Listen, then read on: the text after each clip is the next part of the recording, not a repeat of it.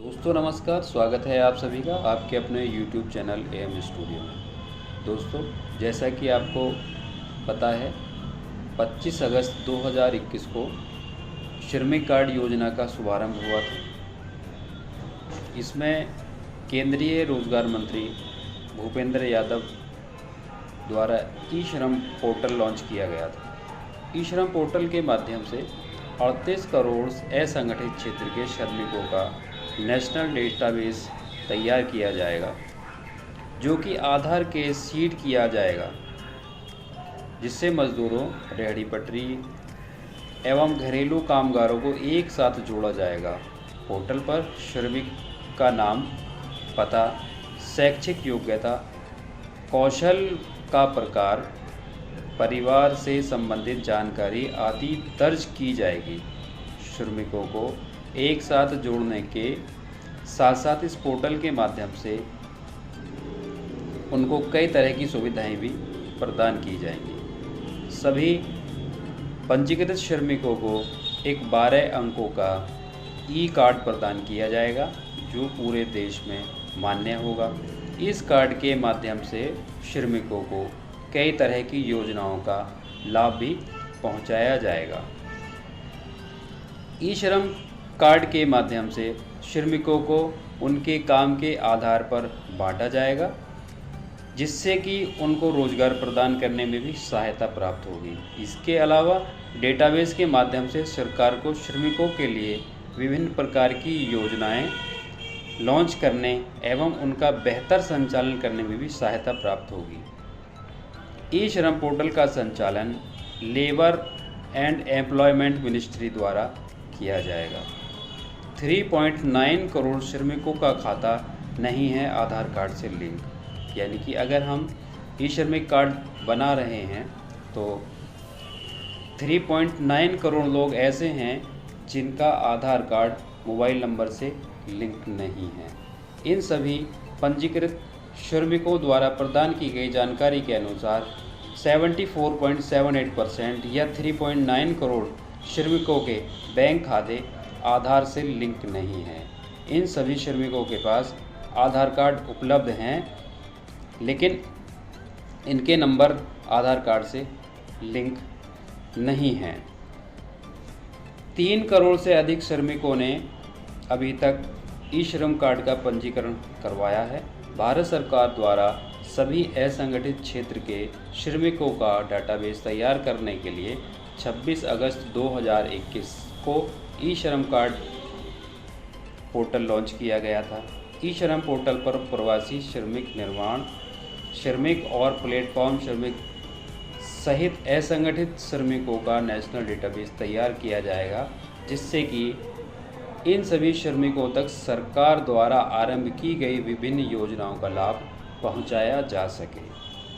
अब तक इस पोर्टल पर देश भर के 3 करोड़ से अधिक असंगठित क्षेत्र के श्रमिकों ने अपना पंजीकरण करवाया है। इस बात की जानकारी श्रम एवं रोजगार मंत्री भूपेंद्र यादव जी द्वारा ट्वीट के माध्यम से प्रदान की गई है। इस पोर्टल के माध्यम से देश के करीब 38 करोड़ से अधिक असंगठित क्षेत्र के कामगारों को लाभ पहुंचाएंगे। इस पोर्टल पर पंजीकरण करने के पश्चात श्रमिकों को ई श्रम कार्ड मुहैया कराया जाएगा। इसके माध्यम से श्रमिकों द्वारा विभिन्न प्रकार की योजनाओं का लाभ प्राप्त किया जा सकेगा, जैसे कि श्रम एवं रोजगार मंत्री द्वारा पंजीकरण से होने वाले लाभों के बारे में भी जानकारी प्रदान की गई है। ई श्रम पोर्टल असंगठित श्रमिकों का राष्ट्रीय डेटाबेस तैयार करेगा, जिससे कि सरकार को श्रमिकों के लिए विभिन्न प्रकार की कल्याणकारी योजनाओं को लॉन्च करने एवं प्रत्येक पात्र नागरिक तक योजना का लाभ पहुंचाने में सहायता मिलेगी। भारत सरकार सभी राज्य सरकारों एवं अन्य हितग्राहियों के साथ पोर्टल पर श्रमिकों का पंजीकरण करने में सक्रिय रूप से सहयोग कर रही है। पोर्टल पर रजिस्टर्ड श्रमिक की यदि किसी दुर्घटना में मृत्यु हो जाती है तो उसे 2 लाख रुपए तक का बीमा कवर प्रदान किया जाएगा। इसके अलावा दुर्घटनावश स्थायी विकलांगता होने पर 2 लाख एवं आंशिक विकलांगता होने पर 1 लाख रुपए प्रदान करने का भी प्रावधान इस पोर्टल पर पंजीकृत श्रमिक के लिए निर्धारित किया गया है। श्रम एवं रोजगार मंत्रालय भारत सरकार के सबसे पुराने महत्वपूर्ण मंत्रालयों में से एक है। इस मंत्रालय की मुख्य जिम्मेदारी श्रमिकों एवं समाज के गरीब वंचित वर्गों के हित की सामान्य रूप से रक्षा करना है। यह मंत्रालय उच्च उत्पादन और उत्पादकता के लिए एक स्वस्थ कार्य वातावरण भी बनाता है। इसके अलावा मंत्रालय द्वारा कौशल प्रशिक्षण की प्रदान किया जाता है। पोर्टल पर पंजीकृत श्रमिक भविष्य में सरकार की सामाजिक सुरक्षा योजना का लाभ भी प्राप्त कर सकेंगे। कंस्ट्रक्शन वर्कर, प्रवासी मजदूर, रेहड़ी पटरी वाले, कंस्ट्रक्शन वर्कर, असंगठित क्षेत्र के श्रमिक पोर्टल पर अपना पंजीकरण करवा सकते हैं। इसके अलावा प्रधानमंत्री श्रम मानधन योजना, प्रधानमंत्री सुरक्षा बीमा योजना, प्रधानमंत्री सुरक्षा बीमा योजना, प्रधानमंत्री जीवन ज्योति बीमा योजना आदि का लाभ पंजीकृत श्रमिकों को किया जाएगा। श्रमिकों को इस पोर्टल के माध्यम से सामाजिक सुरक्षा योजना का भी लाभ प्राप्त हो सकेगा। प्रधानमंत्री श्रम योगी मानधन योजना के अंतर्गत 3,000 रुपये प्रति माह की प्राप्ति इस पोर्टल पर अपना पंजीकरण करवाकर प्राप्त की जा सकती है। प्रधानमंत्री श्रम योगी मानधन योजना, इस योजना के माध्यम से 60 वर्ष की आयु पूर्ण होने के बाद लाभार्थी को 3,000 रुपये की न्यूनतम पेंशन उपलब्ध कराई जाती है। यदि लाभार्थी की मृत्यु हो जाती है तो लाभार्थी के पति या पत्नी को 50% पेंशन का हिस्सा प्रदान किया जाता है।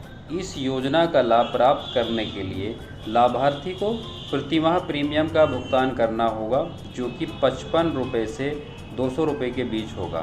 प्रीमियम की राशि का 50% हिस्सा लाभार्थी द्वारा जमा किया जाएगा एवं 50% हिस्सा केंद्र सरकार द्वारा जमा किया जाएगा। इस योजना के अंतर्गत लाभार्थी को 3,000 रुपये की न्यूनतम पेंशन 60 वर्ष की आयु के बाद प्रदान की जाती है।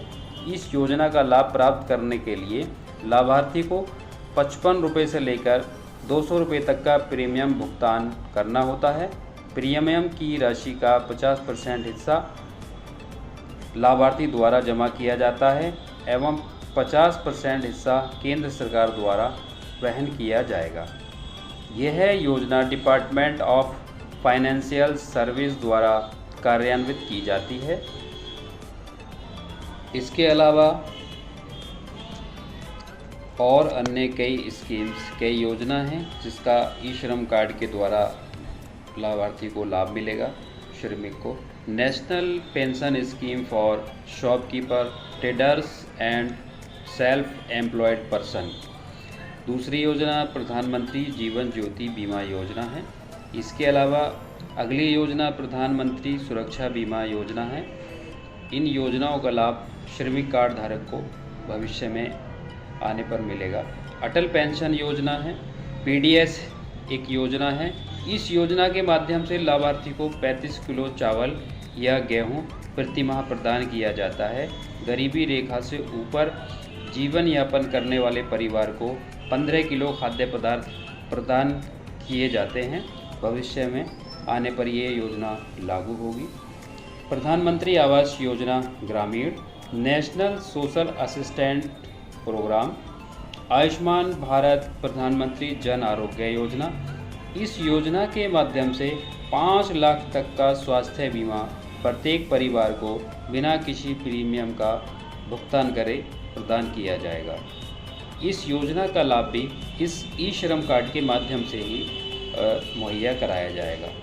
Health insurance scheme for weavers, national Safai Karmachari finance and development corporation, ये भी योजना है।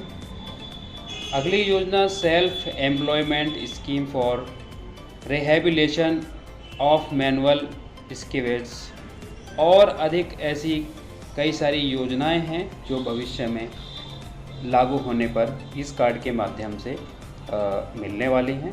तो सभी से रिक्वेस्ट है, जो भी लाभार्थी हैं, जो भी असंगठित मजदूर हैं, वो सब इस कार्ड को बनवाएं। अपना रजिस्ट्रेशन CSC सेंटर पर जाकर ज़रूर कराएं। और सभी से अपील है कि केंद्र सरकार की इस योजना का अधिक से अधिक फ़ायदा हो।